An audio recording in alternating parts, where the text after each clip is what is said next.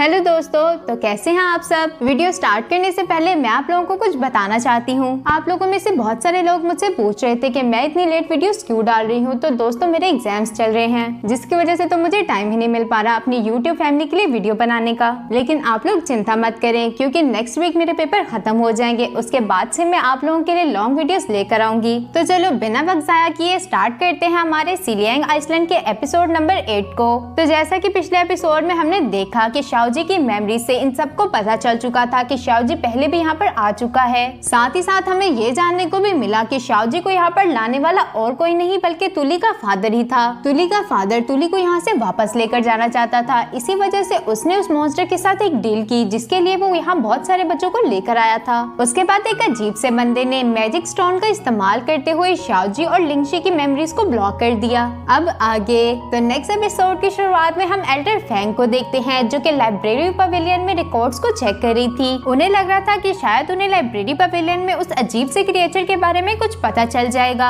लेकिन बहुत ज्यादा ढूंढने के बाद भी उन्हें कुछ नहीं मिला। ये सब देखने के बाद तो एल्डर फैंग अपने मन में कह रही थी, क्या चैंग फैमिली ने वो सारे के सारे रिकॉर्ड्स गायब कर दिए। एल्डर फैंग अभी ये सब सोच ही रही थी कि तभी वहाँ पर चैंग रैन भी पहुँच गया, जो कि एल्डर फैंग से कहता है, मैंने कभी सोचा भी नहीं था कि आपको रिकॉर्ड्स में कोई इंटरेस्ट होगा। जिस पर तो एल्डर फैंग उसे जवाब देते हुए कहने लगी, मैं सिलियांग आइसलैंड के तीनों एल्डर्स में से एक हूँ, तो क्या मैं इन्फॉर्मेशन लेने के लिए यहाँ पर भी नहीं आ सकती। तुम जरूरत से ज्यादा बोलते हो। ये कहते साथ ही एल्डर फैंग वहाँ से जाने ही वाली थी कि तभी पीछे से चैंग रैन उन्हें आवाज लगाते हुए कहता है कि एल्डर फैंग प्लीज रुक जाएं। आप तो मेरी बात का गलत मतलब ही समझ चुकी। तभी वहाँ पर हम एक फायरबॉल को भी देखते हैं, जो कि इन दोनों पर नजर रखे हुए था, और हमें तो अच्छे से मालूम है कि ये फायरबॉल किसका है। चैंग रैन और एल्डर फैंग को भी मालूम है कि एल्डर चैंग ने इन दोनों पर नजर रखी हुई है। इसी वजह से तो एल्डर फैंग ने अपने मैजिक का इस्तेमाल करते हुए चैंग रैन का एक क्लोन ऊपर की तरफ बनाकर खड़ा कर दिया, ताकि एल्डर चैंग को किसी तरह का भी शक चैंग रैन पर ना हो। जबकि ये दोनों तो नीचे की तरफ खड़े हुए थे, और एल्डर फैंग ने यहाँ पर एक इनविजिबल शीट बना ली, ताकि इन दोनों को कोई भी ना देख पाए। चैंग रैन अब एल्डर फैंग से सवाल करते हुए कहने लगा कि आप मुझसे क्या जानना चाहती हैं। मैंने पिछले कुछ सालों में बहुत सारी इन्वेस्टिगेशन की, और जो कुछ भी मुझे मेरी इन्वेस्टिगेशन के जरिए से पता चला वो मैं आपको सब कुछ बता दूंगा। एल्डर चैंग भी अब उससे सवाल करते हुए कहने लगी, क्या तुम्हें उस ब्लैक अजीब से मॉन्स्टर के बारे में पता है। चैंग रैन उसकी बात सुनकर जवाब देते हुए कहने लगा,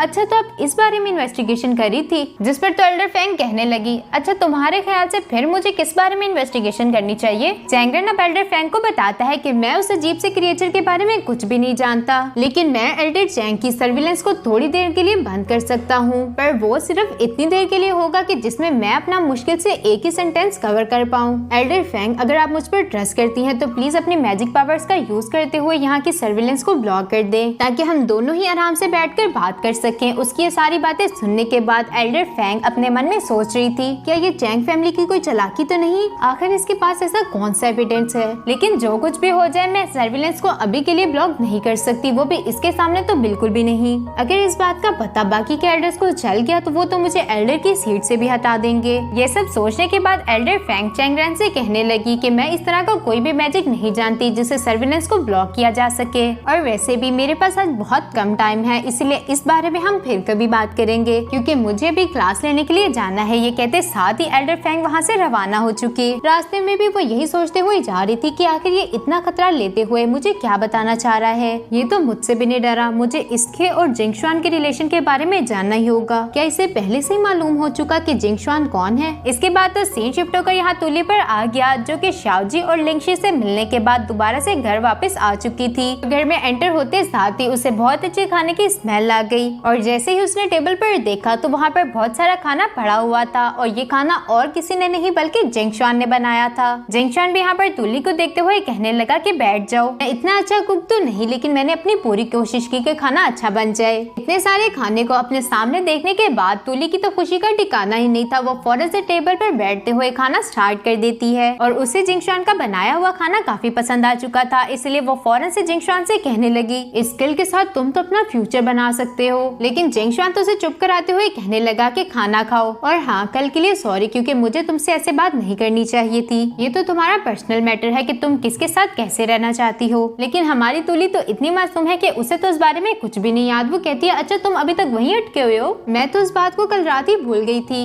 और वैसे भी वो तुम्हारा फॉल्ट नहीं था, क्योंकि तुम सिलियांग आइसलैंड की सिचुएशन को नहीं जानते। यहाँ के के लोग भी थोड़े अजीब हैं, लेकिन तुम्हें फिक्र करने की कोई जरूरत नहीं क्योंकि तुम्हारे पास है तूली। मैं तुम्हारा अच्छे से ख्याल रखूंगी। यहाँ पर ऐसे बहुत सारे लोग हैं जो कि तुम्हारे फ्रेंड बनने के काबिल हैं। उसकी बात सुनकर जिंगशान तो कहने लगा, ये गाँव वाले, क्या तुम्हें इनसे डर नहीं लगता कि ये तुम्हें चोट पहुँचाएंगे या फिर जब कभी भी इन्हें मौका मिला तो ये तुम्हारी जान ले लेंगे। ये सुनने के बाद तूली तो कहने लगी, तुम भी बिल्कुल मेरे ग्रैंडपा की तरह हो। उन्हें भी सिर्फ यही लगता है कि हर कोई मुझे ही चोट पहुंचाएगा और उनके ख्याल से तो दुनिया की सबसे कमजोर लड़की भी मैं ही हूँ। अब उन्हें कौन ही समझाए कि ऐसा कुछ नहीं। शायद तुम इसलिए डरे हुए हो क्योंकि आज से पहले तुमने इस तरह की अजीब सी जगह नहीं देखी, लेकिन तुम इस बात के लिए परेशान ही मत हो क्योंकि सिर्फ एक ही साल रह गया है ग्रेट रिडेम्पशन होने में। उसके बाद तो तुम यहाँ से चले ही जाओगे। ये एक साल भी बहुत जल्दी गुजर जाएगा। बस तुम्हें यहाँ पर अच्छे अच्छे दोस्त बनाने होंगे। इसी तरह की बातें तूली और जिंगशान के दरमियान चल ही रही थी। और खाना खाने के बाद जिंगशान अपने रूम में वापस आ जाता है जहाँ पर वो उसी मैजिकल स्टोन को देख रहा था जिसकी मदद से शाओजी और लिंगशी की मेमोरीज को ब्लॉक किया गया था। तभी वहाँ पर उसने लिटिल जिंगशान को इमेजिन करना शुरू कर दिया जो कि उसे कह रहा था, जिस किसी ने भी उसकी मेमोरीज को ब्लॉक किया था अब उसे पता चल जाएगा कि शाओजी ने अपनी मेमोरीज को पा लिया है। ये सुनने के बाद तो जिंगशान लिटिल जिंगशान से सवाल करते हुए कहने लगा कि तुम्हें क्या लगता है कि ये सब किया कराया किसका हो सकता है? मेरे ख्याल से तो ये सब उस ब्लैक क्रिएचर ने किया होगा। शायद से चैंगरेन उसके बारे में जानता है, इसलिए तो उसने मुझसे कहा कि तुम्हारे लिए हैंग हाउस में रहना ठीक नहीं। वो ये सब अभी सोच ही रहा था कि अचानक से उस मैजिकल स्टोन के अंदर से डिवाइन लैंग्वेज में कुछ लिखा हुआ उनके सामने आ गया। इसे देखते साथ ही लिटिल जिंगशान तो कहता है कि ये तो कुछ फेमिलियर लग रहा है, जिस पर तो जिंगशान उसे कहता है, क्या तुम डिवाइन लैंग्वेज को पढ़ सकते हो? लिटिल जिंगशान अब उसे कहता है कि हाँ थोड़ा बहुत, लेकिन ज्यादा नहीं। इसके बाद जिंगशान उस डिवाइन लैंग्वेज को समझने की कोशिश करना शुरू कर देता है। अभी यहाँ पर हम तूली को देखते हैं जो कि शाओजी के साथ सिलियांग आइसलैंड की बाहर आई हुई थी। शाओजी के साथी तो तूली का शुक्रिया अदा करते हुए कहते हैं कि अगर आप हमें वो वुड्स लाकर ना देती तो हम अपनी शिप को कभी भी रिपेयर नहीं कर सकते थे। ये सुनते साथ ही तूली उन्हें जवाब देते हुए कहने लगी कि आपको मेरा शुक्रिया अदा करने की कोई जरूरत नहीं। और हाँ, लिंगशी ने आप लोगों के लिए कुछ फ्रूट्स दिए थे। ये कहते साथ ही तूली ने उन बकेट्स को शाओजी के लोगों को दे दिया। इन्हें लेने के बाद तो वो काफी ज्यादा खुश थे, जबकि यहाँ पर अंकल बेन तो शाओजी के साथ बातें करने में मसरूफ थे। शाओजी यहाँ पर अंकल बेन से कहता है कि अगर यहाँ पर कुछ भी हुआ तो उसकी सारी की सारी रिस्पॉन्सिबिलिटी मेरी होगी, जिस पर तो अंकल बेन उसे जवाब देते हुए कहते हैं कि तुम तो अपनी जान नहीं बचा सकते, तुम भला हमारी रिस्पॉन्सिबिलिटी कैसे लोगे? ये सुनकर तो शाओजी उनसे कहने लगा, आप देख नहीं रहे मैं कितनी जल्दी रिकवर हो रहा हूँ, आप बस तैयारी करें, हम यहाँ से जल्द ही निकलेंगे। जिस पर अंकल बेन उसे बताते हैं कि हम अभी के लिए ऐसा नहीं कर सकते क्योंकि जब उस इमोर्टल ने हमारे शिप को किनारे पर लाया था तो वो बहुत ज्यादा अंदर धंस गई और यहाँ मौजूद सब लोगों ने मिलकर कोशिश की लेकिन कोई भी उस शिप को हिला नहीं पाया। मेरे ख्याल से तो अब हमें मिट्टी को हटाकर बोट को निकालना होगा, जिसमें तो हो सकता है काफी सारे दिन लग जाएं। वो ये सब अभी कह ही रहा था कि अचानक से बोट ने हिलना शुरू कर दिया और इस बोट को हिलाने वाली और कोई नहीं बल्कि हमारी तूली है जो कि बगैर किसी मदद के बोट को पीछे की तरफ धकेल रही थी। और ये नजारा तो वहाँ पर मौजूद सब लोग देख रहे थे। ये देखते हुए उनकी तो आंखें फटी की फटी ही रह गई। उन्हें तो यकीन ही नहीं आ रहा था कि इतनी कमजोर सी दिखने वाली लड़की इतनी बड़ी शिप को कैसे हिला सकती है, जबकि हम सब ने तो मिलकर भी इसे हिलाने की कोशिश की लेकिन ये जरा बराबर भी नहीं हिली। और फाइनली यहाँ पर तूली ने उस बोट को सी में उतार ही दिया, जबकि शाओजी का मुंह तो देखने लायक था। अंकल बेन भी यहाँ पर चिल्लाते हुए अपने लोगों से कह रहे थे कि तुम क्या तमाशा देख रहे हो, जाओ और जल्दी जाकर शिप को रोको, इस तरह तो वो तैरते हुए दूर चली जाएगी। जबकि यहाँ पर शाओजी तो कह रहा था, क्या ये सच में लड़की है ना? इसके बाद तो सीन शिफ्ट होकर एल्डर यूमहाई और एल्डर फैंग पर आ गया। एल्डर यूमहाई यहाँ पर एल्डर फैंग से कह रही थी, अब तो आप अपनी डीप स्लीप से जाग चुकी, तो आपको दोबारा से बच्चों को पढ़ाना शुरू कर देना चाहिए। एल्डर फैंग का तो ऐसा कोई इरादा नहीं था, इसीलिए वो एल्डर यूमहाई को भी मना कर देती है, लेकिन फिर वो एल्डर यूमहाई के इंसिस्ट करने पर मान ही गई। बातों ही बातों में यहाँ पर एल्डर फैंग एल्डर यूमहाई से कहने लगी, लिंगलोंग तो हमारे पूरे सिलियांग आइसलैंड पे एक रेयर टैलेंट है। लिंगलोंग में ऐसी कौन सी खासियत है ये तो अभी के लिए हमें नहीं पता। वैसे दोस्तों ये सीरीज तो पूरी की पूरी ही मिस्ट्री से भरी हुई है। लाइक तूली के फादर ने उस ब्लैक क्रिएचर के साथ क्या एग्रीमेंट किया, जिंगशान के पेरेंट्स कैसे मरे, चैंग फैमिली का उसमें क्या ताल्लुक था, चैंगरन क्या कर रहा है, लिंगलोंग के पास क्या पावर्स हैं, 500 साल के बाद यहाँ से कैसे निकला जा सकता है, क्या कोई इधर से निकल पाएगा या फिर नहीं।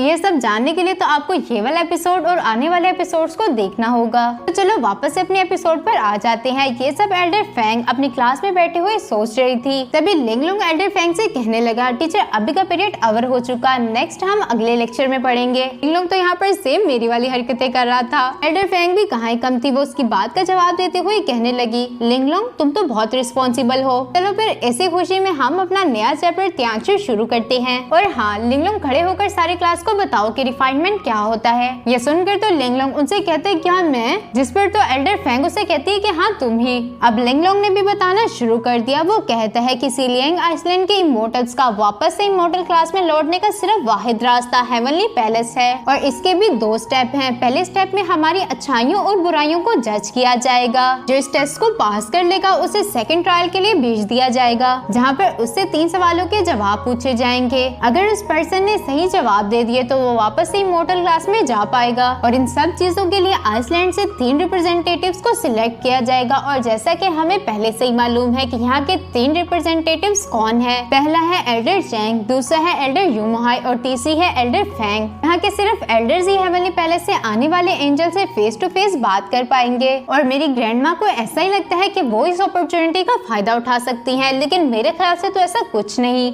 इसके बाद सीन शिफ्ट होकर यहाँ चैंग रेन के बड़े बेटे चैंग शुआन पर आ गया, जिसने तो स्मोक का इस्तेमाल करते हुए जिंग शुआन का एक क्लोन बना लिया था। वो उसे गौर से देखते हुए कहने लगा कि इस बंदे की एनर्जी थोड़ी डिफरेंट है, क्योंकि इसने मेरे सारे के सारे अटैक्स को बहुत तेजी के साथ मूव करते हुए डॉज कर लिया था। आखिर ये सब इसने कैसे किया? वो ये सब अभी सोच ही रहा था कि तभी उसका नमूना भाई चैंग वही भी वहाँ पर पहुँच गया, जो कि उस स्मोक क्लोन को देखते साथ ही डर गया। वो चैंग शुआन से सवाल करते हुए कहता है कि तुम ये क्या कर रहे हो, जिस पर तो चैंग शुआन उसे जवाब देते हुए कहने लगा कि कुछ नहीं, बस मैं इसके मूव्स को स्टडी करने की कोशिश कर रहा हूँ। चैंग वही अब उसका मजाक उड़ाते हुए कहने लगा कि अच्छा है कि तुम जैसा फूल भी हमारी फैमिली की मदद करने की कोशिश कर रहा है। चैंग शुआन भी उसकी बातें सुन ही रहा था कि अचानक से उसे उसी स्मोक क्लोन के अंदर कुछ चमकता हुआ नजर आया, जिसे तो चैंग शुआन ने फौरन से बाहर निकाल लिया। ये कुछ सिंबल था, लेकिन चैंग शुआन को मालूम ही नहीं कि आखिर ये क्या चीज है। इसलिए वो अपने भाई चैंग वही से कहने लगा कि तुम मुझे क्या एक गन, एक बुक और एक ग्रीन कवर लाकर दे सकते हो। लेकिन चैंग वही भी उसकी बात ऐसे कैसे ही मान लेता। वो उससे कहता है कि क्या तुम मुझे ऑर्डर दे रहे हो। लेकिन चैंग शुआन को भी अच्छे से मालूम है कि अपने ब्रदर को किस तरह मनाना है, इसीलिए वो उससे कहता है अगर तुमने मुझे ये लाकर दिया तो मैं तुम्हें 4 स्केचेस बना कर दूंगा। सुनते साथ ही चैंग वही तो फौरन से इन चीजों को लेने के लिए चला गया। और यहाँ पर सीन शिफ्ट होकर तुली और शाओजी पर आ जाता है। अंकल बिन यहाँ पर तुली को बता रहे थे कि आज तक मैंने तुहाओ यानी तुम्हारे फादर को कभी भी नहीं देखा। मुझे ये ब्रेसलेट एक ओल्ड सेलर ने दिया था, उसने मुझे साथ ही साथ बताया। गॉड्स ने स्टूपा के रेलिक्स को लेते हुए इन ब्रेसलेट को बनाया ताकि मोर्टल्स और इमोर्टल्स के दरमियान कम्युनिकेशन हो सके। जिस ब्रेसलेट को देने के बाद वो सेलर यहाँ से चला गया और फिर कभी वो वापस लौट कर नहीं आया। तुली ये सारी बातें सुनने के बाद अंकल बिन से कहने लगी मेरे ख्याल से तो वो स्टूपा